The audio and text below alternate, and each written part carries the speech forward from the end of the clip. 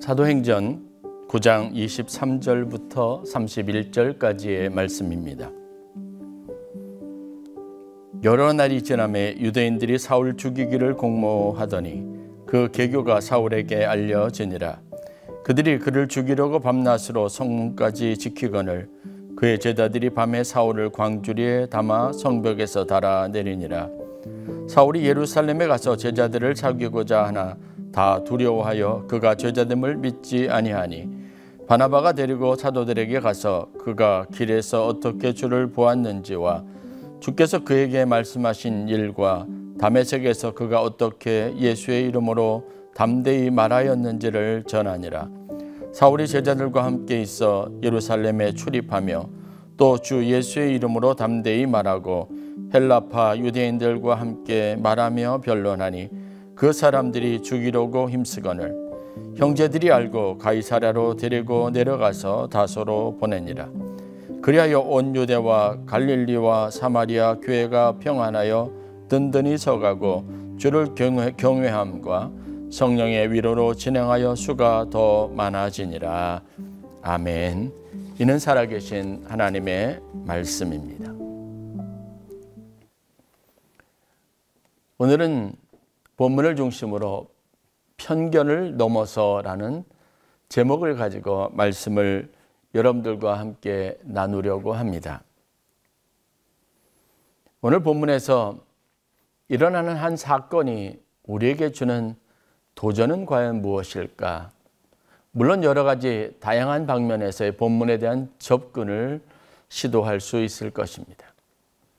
그러나 저는 지금까지 살펴보고 함께 나누었던 사도행전 전체에서 성령이 가지고 있는 특징적인 면들을 중심으로 해서 오늘 우리가 현실 생활에서 부딪히는 문제까지 접합해서 성령의 역사하심, 그것으로 일어난 여러 가지 변화에 대해서 어떤 마음과 태도를 가져야 하는지를 좀 살펴보려고 합니다.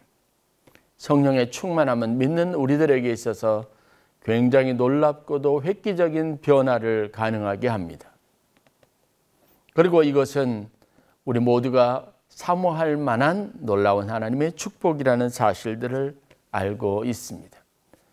이전에 보았던 사울의 변화도 역시 같은 측면에서 예수 믿는 자를 잡아서 죽이려고 살기 등등했던 한 사람이 예수를 통해서 성령을 체험하고 그의 삶에 어떤 급작스러운 변화가 일어났는지를 우리가 보는 그런 감격이 있습니다. 그렇다면 우리가 분명하게 알아야 할 성령의 특징적인 면들이 있습니다. 초대교회에 성령이 임하실 때 당시의 상황들을 묘사한 성경 구절이 있습니다. 그렇다면 성령이 가지고 있는 특징이 무엇인지 살펴볼 수 있고 그러한 측면에서 오늘 사울이 변화를 경험하고 난 다음에 유대인들 사이에 그리고 제자들 사이에서 겪었던 이런 일련의 당황스러운 상황들에 대한 이해를 우리가 좀 더 현실적으로 분명하게 할 수 있을 것이고 그런데 충분한 도움이 될 것이라고 믿습니다. 초대교회에 일어났던 성령의 역사, 그것을 성경은 과연 어떻게 설명하고 있을까요? 우리가 잘 아는 사도행전 2장 1절부터 4절까지의 말씀을 잠깐 살펴보도록 하겠습니다. 오순절 날이 이미 이름에 그들이 다 같이 한 곳에 모였더니 호련히 하늘로부터 급하고 강한 바람 같은 소리가 있어 그들이 앉은 온 집에 가득하며 마치 불의 혀처럼 갈라지는 것들이 그들에게 보여 각 사람 위에 하나씩 임하여 있더니 그들이 다 성령의 충만함을 받고 성령의 말하게 하심을 따라 다른 언어들로 말하기를 시작하니라. 이것이 오순절날 다락방에 모였던 제자들이 경험했던 성령의 역사를 표현하는 가장 적절한 구절이라고 할 수 있습니다. 특징적인 것은 호련히 하늘로부터 급하고 강한 바람 같은 소리가 있었고 그것이 각 사람 위에 임하였습니다. 그 현상으로 말이 마치 불의 혀처럼 갈라지는 것들이 각 사람에게 나타납니다. 그리고 그곳에 모였던 사람들은 성령이 말하게 하심을 따라 말하기 시작했다는 사실입니다. 이걸 몇 가지 특징적인 것으로 요약하면 이렇습니다. 성령의 임재하심은, 성령이 임하시는 것은 누구도 예측하지 못했던 갑작스럽고 그리고 모두가 당황스러운 상황 속에 이루어진 일이라는 겁니다. 우리가 성령임을 경험할 때도 물론 준비하고 사모하는 마음이 오순절날 다락방에 있었던 제자들에게서 있었던 것처럼 우리에게도 그런 상황 가운데 있을 때 성령의 임재는 강하고 급작스러운 것, 갑작스러운 그런 역사로 나타난다는 특징들을 가지고 있습니다. 그래서 이 체험하는 사람들이 당황할 수밖에 없는 상황에 이르게 됩니다. 그리고 이 모든 일은 성령의 주도적인 역사라고 하는 특징들을 가지고 있습니다. 여기는 개인의 성향이나 아니면 성령의 체험을 하는 사람들의 어떤 개인적인 기질이나 그 사람들이 가지고 있는 어떤 준비 상황이나 이런 것들이 전혀 중요하게 고려되지 않습니다. 선택적이지 않습니다. 내가 원한다고 해서 되어지는 것도 아닙니다. 호련히 하늘로부터 급하고 강한 바람 같은 소리가 있다라고 하는 이 표현으로부터 나오는 일련의 초대교회 당시의 성령이 임하는 상황들을 보면 성령님의 절대 주권과 하나님의 절대 역사하심이 제자들 사이에서 일어난 것으로 볼 수 있습니다. 성령을 이해할 때, 성령의 특성을 이해할 때 우리가 반드시 알아야 되는 것이 바로 이겁니다. 그것은 하나님의 절대 주권이고 하나님이 모든 것을 주도하신다는 겁니다. 이러한 객관적인 특성을 생각할 때 우리가 지금까지 보았던 사도행전에 있었던 제자들이 언급된 구체적인 제자들의 상황이나 그들의 변화에 대해서 우리가 훨씬 더 쉽게 이해할 수 있습니다. 베드로, 그가 과거에 어떤 사람이든 중요하지 않습니다. 베드로는 이제 하나님이 주시는 성령의 충만함을 받고 이전과는 다른 변화된 모습으로 사도들 앞에 섭니다. 그의 연약함도, 그의 부끄러움도, 그의 자신 없는 것, 용기 없는 행위들도 다 이제는 의미가 없습니다. 분명한 것은 성령이 그에게 주권적으로 임하셨고 베드로는 지금 분명하게 달라져 있습니다. 숨어 있지 않습니다. 광장에서 사람들에게 담대하게 메시지를 전합니다. 사람들을 대하고 영혼들을 대하는 그의 태도도 이전과 완전히 다른 겁니다. 다시 말해서 베드로의 일련의 성령 체험 과정들을 통해서 볼 수 있는 것은 베드로의 특성이 드러나는 것이 아니라 하나님이 그를 통해서 일하신다는 사실들을 명확하게 보여주는 겁니다. 베드로는 중요하지 않습니다. 제자들과 또 사마리아의 전도자로서의 빌립의 모습도 역시 마찬가지입니다. 그를 가게 한 것도, 그를 어떤 특정한 사람을 만나게 하는 것도, 그 사람 앞에서 하는 행동 자체 모든 것이 여러분 하나님의 주도적인 성령의 역사하심입니다. 그가 계획한 일도 그의 특성이 드러나는 일도 아닙니다. 에디오피아 내시를 만나서 그에게 했던 행동의 전체적인 것에 주권은 하나님 앞에 있습니다. 단지 빌립은 쓰임을 받았을 뿐입니다. 그리고 하나님의 뜻에 순종하고 있을 뿐입니다. 바나바의 사역도 같은 측면입니다. 그가 자기의 재산을 파는 것도 여러분 그의 의로움이 드러나는 행위가 아닙니다. 그것은 성령께서 그 마음에 주신 감동을 따라 되어진 일입니다. 그토록 악렬했던, 악독했던 사울이 다메섹에서 변화되는 것, 이 모든 일의 주권자도 역시 하나님의 일입니다. 그가 쉽사리 이렇게 어떤 분위기나 무드에 아니면 어떤 하나의 현상에 매어서 변화될 것이라고 예측했던 사람은 없습니다. 그런데 하나님이 하셨습니다. 이게 성령의 보편적인 특징이고 우리가 보는 하나님의 역사입니다. 그래서 하나님께서 역사하셔서 사울이 지금 변화되어져 있습니다.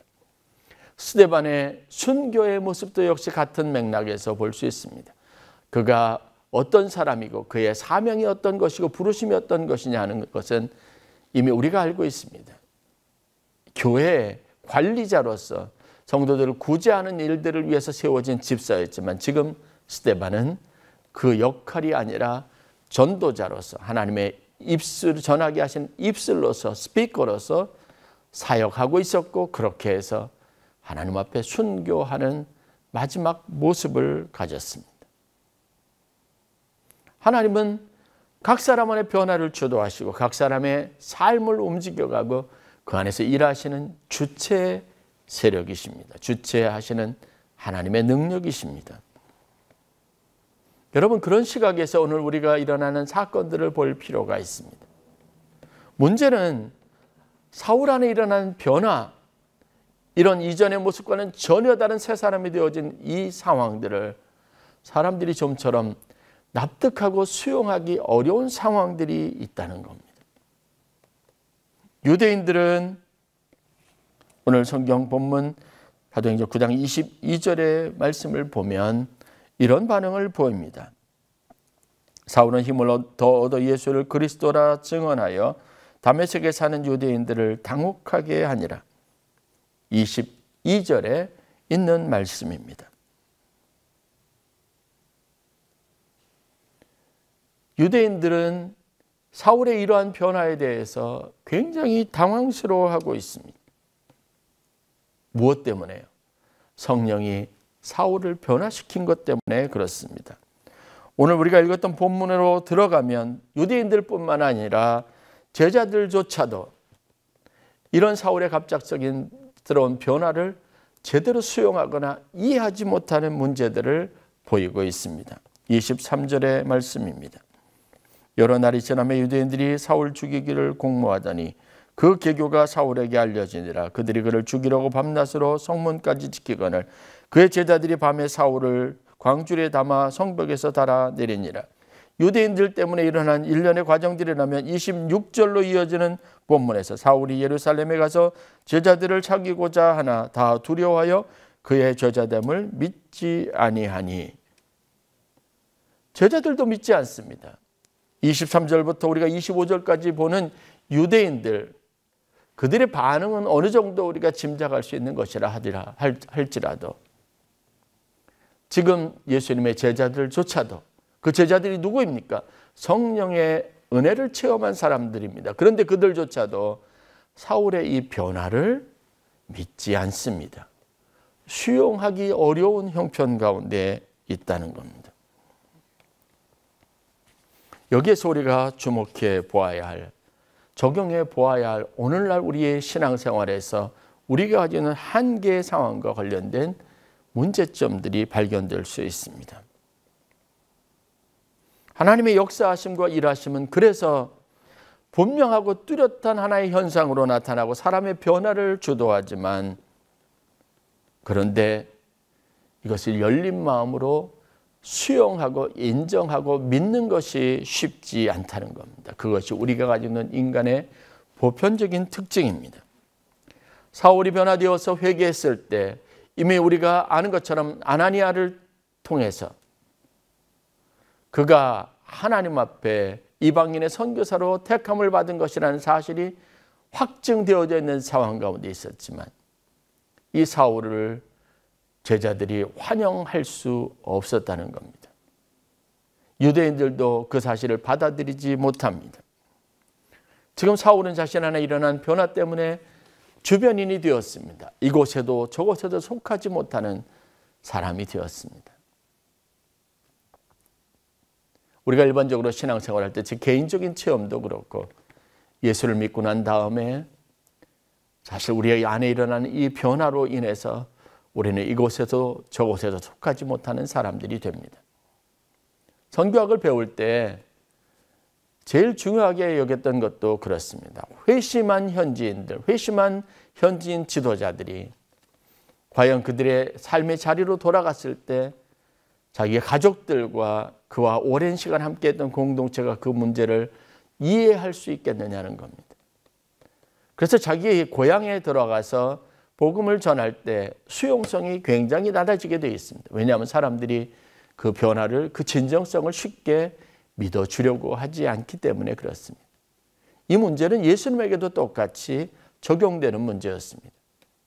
예수님이 한 가정의 아들로서 그리고 형제로서 존재했을 때 그 익숙한 환경에 있던 사람들은 예수님이 메시아요 하나님의 아들로 구세주로 다시 사역을 하고 그들에게 오셨을 때 그 진정성을 믿어주지 않았습니다.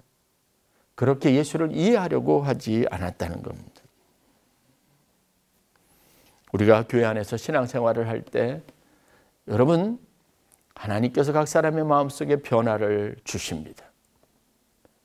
그날 그 시간에 그 말씀을 통해서 그 찬양을 통해서 일어나는 내면적인 변화는 은밀한 것입니다. 아무도 알 수 없는 일입니다. 그리고 그가 변화된 마음을 가지고 성도들에게 진정성 있게 열린 마음으로 다가갈 때 과연 우리가 그 사람의 변화를 환영해 줄 수 있겠느냐는 겁니다. 그 사람의 진심을 받아줄 수 있겠느냐는 겁니다. 저는 교회 안에서 이러한 유의 문제들이 아주 쉽게 자주 발생하는 것을 봅니다. 우리가 그래서 서로 상처를 주고받습니다. 내 안에 있는 변화, 내 진정성을 성도들이 믿어주지 못하는 상황이 얼마나 많이 있습니까? 내가 가지고 있는 순수한 열심을 그대로 있는 그대로 순수하게 받아들여주지 못하고 오해하고 편견을 가지고 바라보는 사람들의 시선 때문에 얼마나 많은 상처를 경험하는지 여러분 다 알 수 있을 것입니다.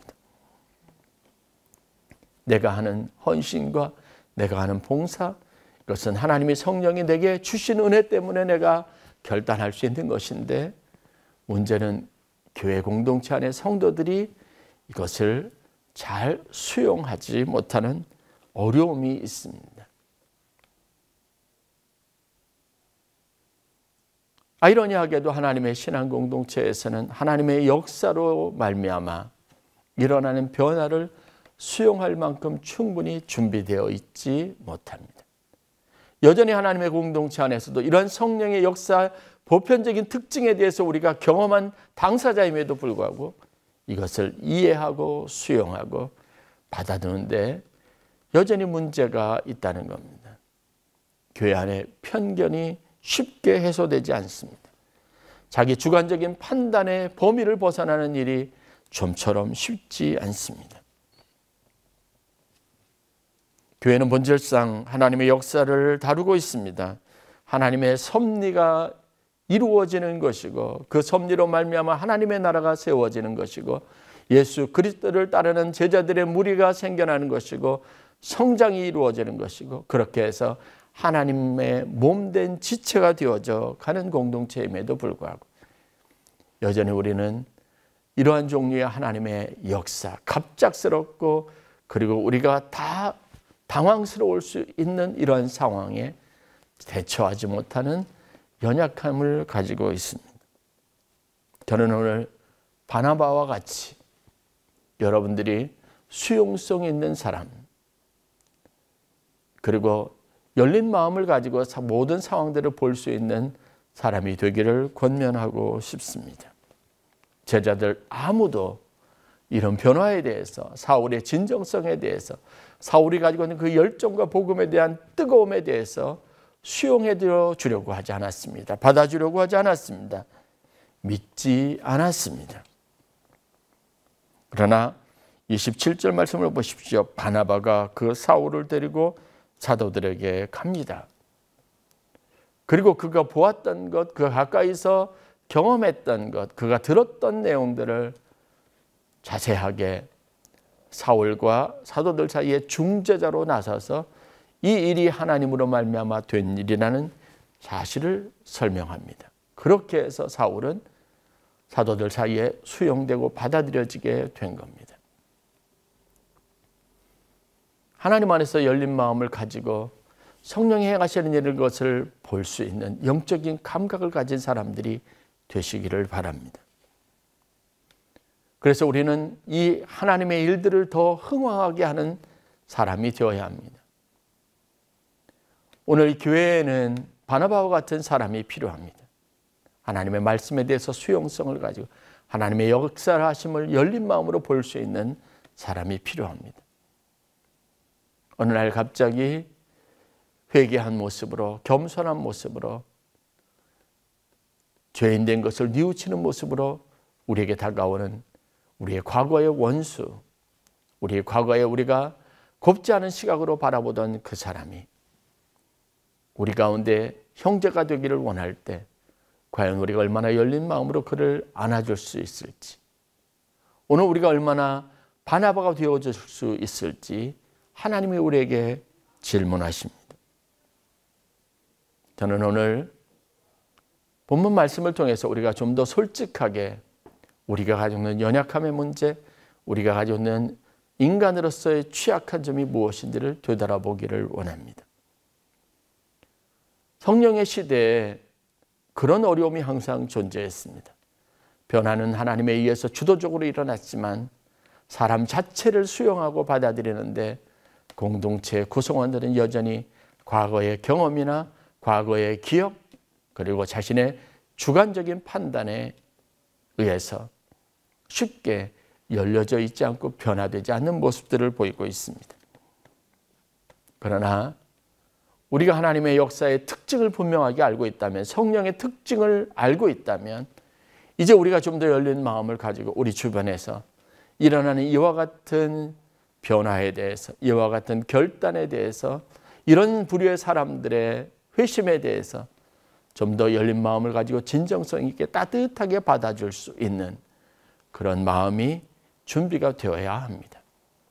쉽게 판단하지 마십시오. 혹시 누가 그렇게 열심을 가지려고 하면 여러분의 생각으로 재단하지 마십시오. 하나님이 그 안에서 하신 일들을 바라보고 그것을 수용하고 열린 마음으로 일단은 받아줄 수 있는 넓은 마음이 필요합니다. 그 공동체가 있을 때 사울이 그 유명한 선교사 바울이 될 수 있는 겁니다. 그것이 온전한 열매가 될 수 있습니다. 하나님의 뜻이 무엇일까? 우리는 판단할 수 없습니다.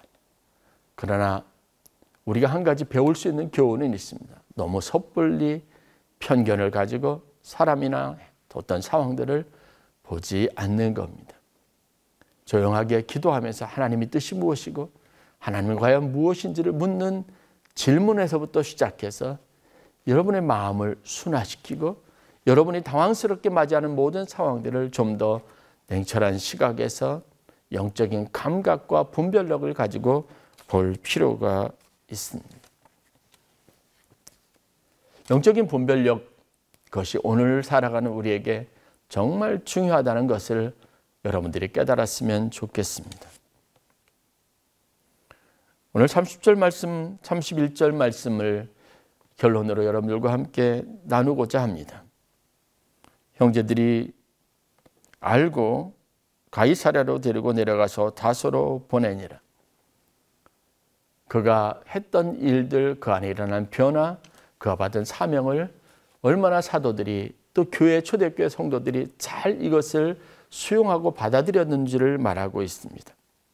그 결과에 대해서 31절에 이렇게 소개합니다. 그리하여 그렇게 성령의 감동으로 변화된 사울의 진정성을 수용했던 예루살렘 형제들, 사도들, 교회의 그 따뜻한 마음으로 인하여 일어난 일들이 다음과 같이 기록이 됩니다. 온 유대와 갈릴리와 사마리아 교회가 평안하여 든든히 서가고 주를 경외함과 성령의 위로로 진행하여 수가 더 많아지니라. 오늘 우리 교회가 성장할 수 있는 동력은 과연 무엇일까? 우리가 성장하지 못하고 부흥하지 못하는 이유는 과연 무엇일까? 좀 깊이 생각해 볼 만한 질문들이 우리 앞에 있습니다. 우리가 하나님 앞에 좀 더 성숙한 교회로 설 수 있기를 바랍니다. 그러기 위해서는 얼마나 우리가 열린 마음을 가지고 하나님의 역사를 제한하지 않고 우리가 좀 더 확장성 있고 개방성 있는 교회로 성장하고 부흥할 수 있는지를 항상 마음에 깊이 생각해야 합니다. 그래야 하나님의 허락하신 부흥이, 하나님의 우리에게 계획하시고 선물로 주신 이 부흥의 위대한 축복이 바로 우리가 누리는 우리 교회 공동체가 가질 수 있는 하나님의 영광이 될 수 있습니다. 저와 여러분이 이 말씀을 통해서 깊은 깨달음을 얻을 수 있기를, 그리고 이 도전 앞에서 진지하게 하나님 앞에 우리가 기도하고 순종할 수 있기를 주의 이름으로 간절히 축원합니다.